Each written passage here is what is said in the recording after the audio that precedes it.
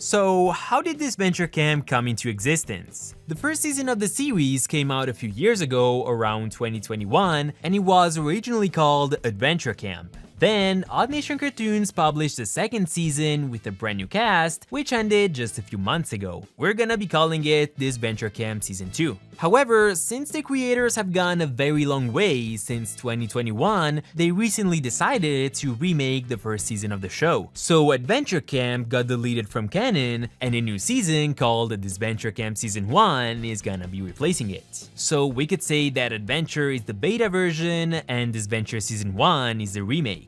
Now, the creators, Jared and Robert, cared to point out how this remake is gonna be very different from Adventure Camp, with the animation, the story, and the elimination order all changing. Although the second season is already out, and I suggest you give it a chance and go check it out, for the sake of this video, I wanna focus on the first episode of this remake instead. Mainly because after just the one episode, I'm already in love with this season. So today, we're gonna be reviewing the first, and currently only episode of Disventure Camp's first season. And since I watched Adventure Camp back in the day, I thought it would be interesting to compare the so-called beta version of this episode to its remake, and just look at the main differences.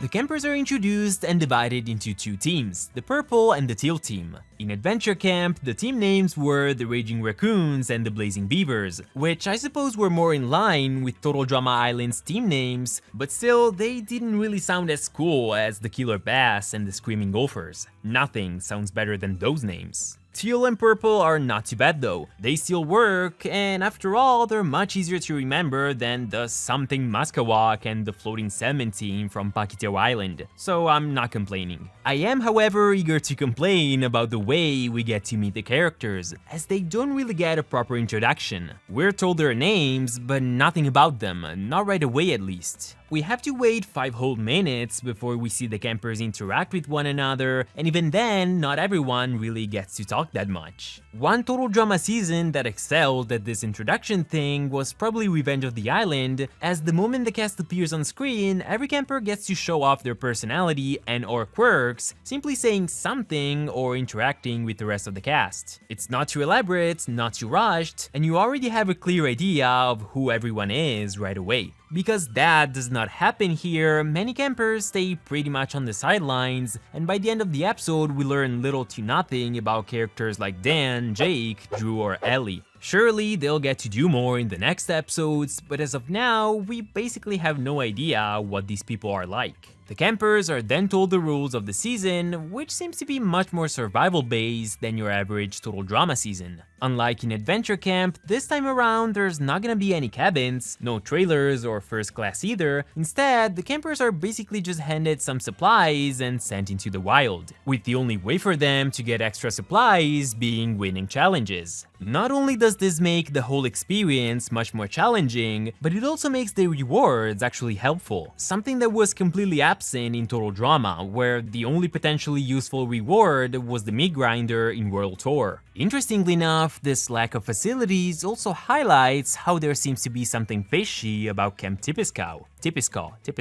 I don't know. So the teams walk to their tents and finally get to know each other, except, again, for these 4 guys who we learn nothing about. While Ashley and Will bond, Nick and Lil do the same, so they all decide to form a 4-person alliance, which was not a thing in Adventure Camp, so I'm curious to see where they go with this. I did enjoy how the writers decided to go for these more social moments, with the campers interacting outside of the challenges. That's something only Total Drama Island did well, as every other season after it mostly focused on the competition and didn't leave enough time for friendships and relationships to develop in a truly satisfying way. I hope there's gonna be a whole lot more of these intimate moments.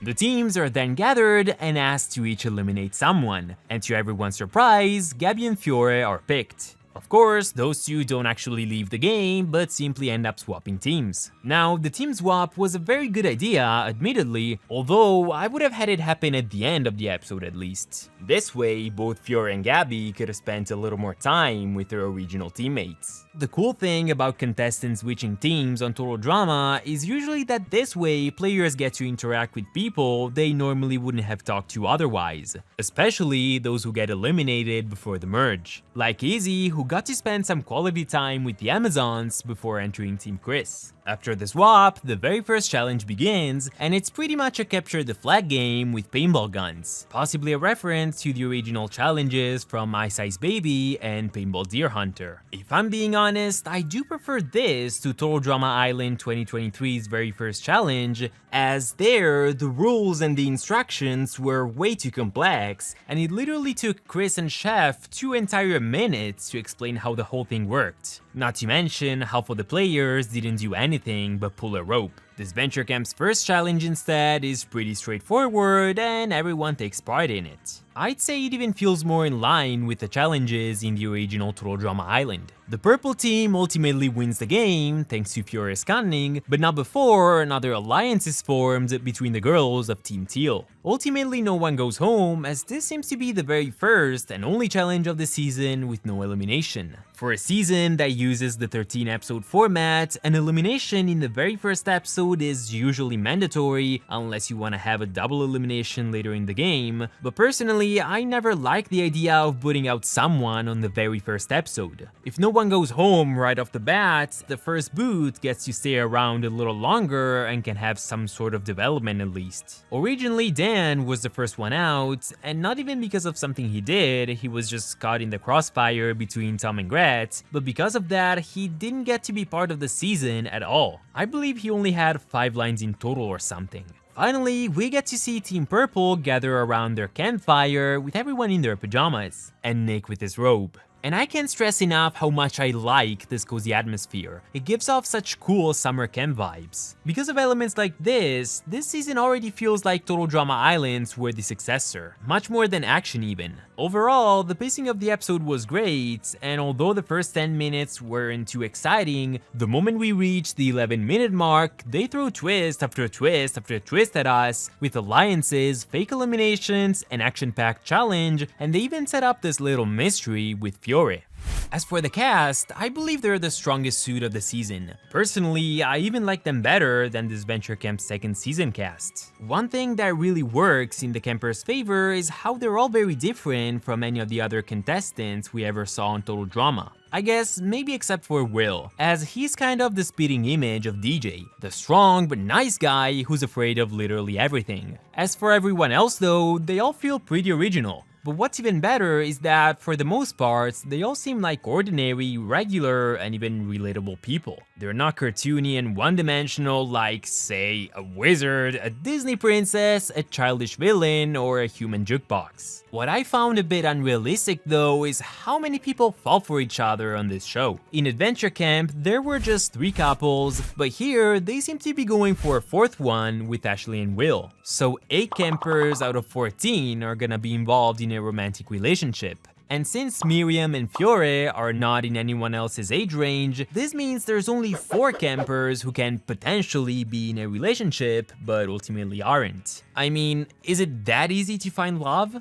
Admittedly, Total Drama itself overdid it with the coupley stuff, especially with Gen 1 contestants, as DJ and Eva were literally the only ones who never showed any kind of romantic interest in anyone else. But I'm rambling. Now, besides some minor differences in the character designs, there have been a few changes to the campers' personalities and their quirks as well. And for the most part, they're all pretty good changes. For instance, Fiore here showed off how ingenious she can be with the whole decoy flag thing, which might not seem like much, but in Adventure Camp, she literally never did a thing to try to win a challenge, neither for her team nor for herself. Her strategy was pretty bad there, to be honest. Hopefully, she's gonna be more of a threat in this remake. Another minor change I enjoyed involves Tom, as the original excuse he used to justify his outfit was that he needed to keep his identity a secret for security purposes, whereas here he just claims to have very sensitive skin. And I guess I would buy that. It's definitely more convincing and less suspicious. If you need to hide your identity, then what the hell are you doing on a reality show? As for Miriam, she originally wanted to leave the game from day one, as she basically joined the show by mistake. She meant to audition for MasterChef, but for some reason, she sent her audition to the producers of Disventure Camp instead. That's an interesting mix-up, but because of that, for most of her stay, she just tried to convince everyone to vote her out. Hopefully that's not happening here. I guess she now seems a little more determined to win. Or at the very least, she looks glad when she learns her teammates decided to eliminate Fiore instead of her, so that must mean she's interested in staying.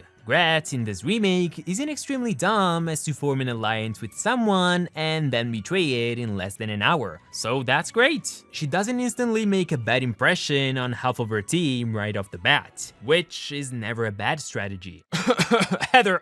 Finally, it's worth mentioning that 4 new characters have been added since Adventure Camp. The hosts, Trevor and Derek, who will be replacing Jared, and 2 brand new competitors, Alec and Drew. As for Trevor and Derek, I love the idea of having 2 hosts instead of just 1, although I doubt either one of them is gonna have a better arc than Crystal in Season 2. Still, I was especially glad to find out that in the English dub, their voice actors are 2 fairly popular YouTubers of the Total Drama community, so that's pretty cool. Moving on, I'm pretty intrigued by Alec, but I am, however, still on the fence about Drew. His character label is literally the quiet kid, and by quiet, they mean silent, just like B. So because he doesn't speak, he will likely not be too involved in the plot, and will be very limited in the number of interactions he can have with everyone else, and I don't love that. However, I know that Drew technically has a voice actor, as during the audition process, Drew's role was also available along with all the others, so perhaps he is gonna open up at some point and start talking, but until then, I'm not too fond of him. And while we're still talking about voices, I must say the voice acting in general is pretty good in both the English and the Spanish dub. The voice acting of course is not as professional as it was on Total Drama itself, but it's still very enjoyable and you can tell everyone is so passionate about this whole project. There are unfortunately some issues like the mixing, the quality of the microphones being different, the static noise in the background, and some microphones sometimes being too loud, sometimes too quiet, especially in the English version. That's something I've noticed in Season 2 as well. For some reason, the Spanish dub seems to have better mixing than the English one. I have no idea why. All things considered, I'd say this first episode is both impressive and very promising, especially if you keep in mind that there's a very limited number of fans working on this project. If I'm being honest here, this episode alone already left me as excited as I was as a kid when Total Drama first aired, when I was just waiting to be surprised, wondering who was going home next. So this fan-made series doesn't come without flaws, sure, but don't forget, no Total Drama season was ever flawless. Even World Tour, which is probably the show's most popular season, was far from perfect. So don't forget to check out Season 2 if you haven't already, and let me know your thoughts on this first episode, about the cast, the animation, the writing, and even the voice acting. So thank you all so much for watching, and I will see you guys next time. Ciao!